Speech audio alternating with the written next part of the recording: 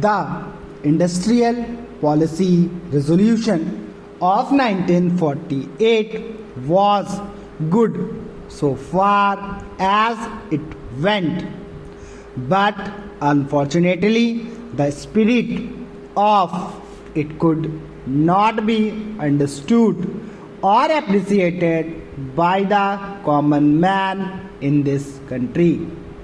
So, a new orientation of this policy was given, and the Honorable Prime Minister, after this return from China, publicly declared that the future policy of the country, or rather the future pattern of society, will be the socialist pattern. That was further emphasized by the resolution passed at the Awadi session of the Congress and later reiterated by Sri Devar, President of the Indian National Congress. I am very glad to say that the spirit of it has been caught by the nation today. If I may so, the nation has taken up the challenge for the securing the socialist pattern of society. It behoves all sections, both inside this house as well as outside, without having mutual recriminations, to try and propagate in a sincere manner and establish the socialist pattern of society indicated by the statements of the great leaders of our country. It may be relevant and pertinent if I refer to a few sentences from the memorandum presented on the 4th June 1939 by our Prime Minister, who was the chairman of All India Planning Committee, which came into existence when there was provincial autonomy in the provinces. On pages 39 and 40 of that report, he stated, "It is clear that the drawing up of a comprehensive national plan becomes clearly an academic exercise with no relation to reality unless the planning authority or those to whom it is responsible are in a position to give effect to the plan.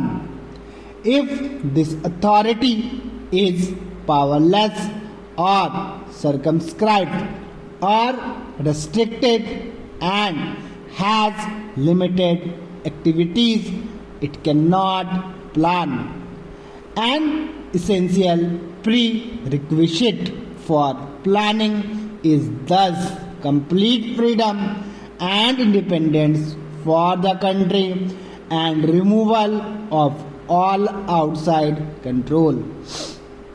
This implies that the country possesses in itself full sovereign authority to take any measure, adopt any policies, and from any relations with other countries as may seem best to its governing authority in the interests of the country and its people.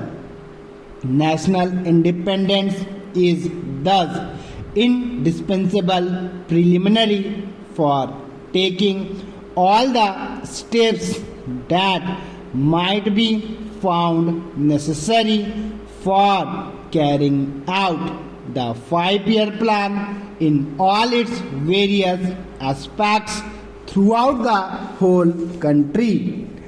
At the present moment, it is clear that not only have we in India no national independence, but we are hedged in and obstructed by numerous restrictions, limitations, safeguards, and reservations which block the path to planning and progress.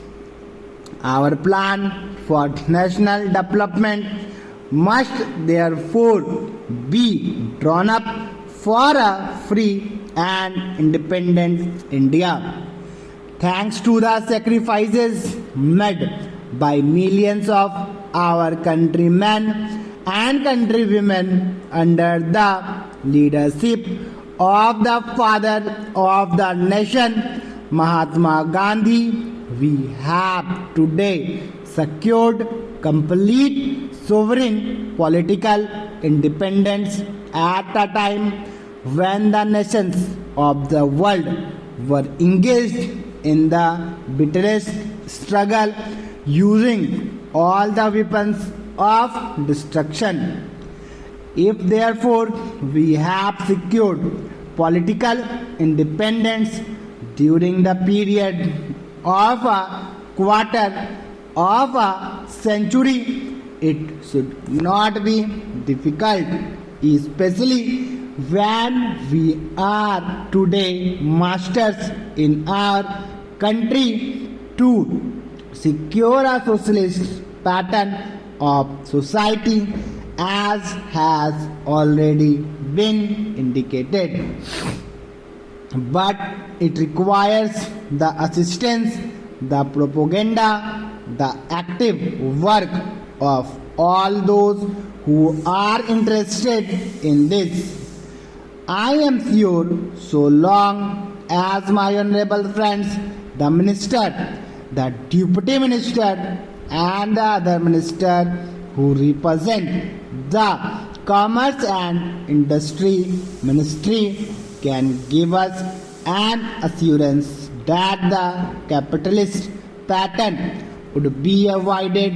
Some of us who believe in a 100% socialist democracy give an undertaking that certainly totalitarian policy will not be introduced in this country, because we have believed all along during the fight that we have given to the British government when we secured political independence that we shall try to maintain democracy undiluted and a socialist democracy at that. I am absolutely certain that in this country of ours, liberty of thought, liberty of speech, and liberty of action will be guaranteed to every citizen to express his views in the manner he pleases. I therefore assure my honorable friend that so long as we do not, in the garb of a socialistic pattern, support a capitalist system, India will stand 100% for a socialist democracy. Now, luckily for us, the fundamental rights of the constitutions have declared that a citizen would be assured of many of the social amenities which will give reasonable comfort from the womb to the grave. But mere annunciation, as I have said many times, will not satisfy the common man unless the saying is put into effect. I am absolutely certain, therefore, that so long as there is determination on the part of our countrymen, we will be in a position to secure a socialist pattern of society. It is not even possible to draw up a plan on any other basis.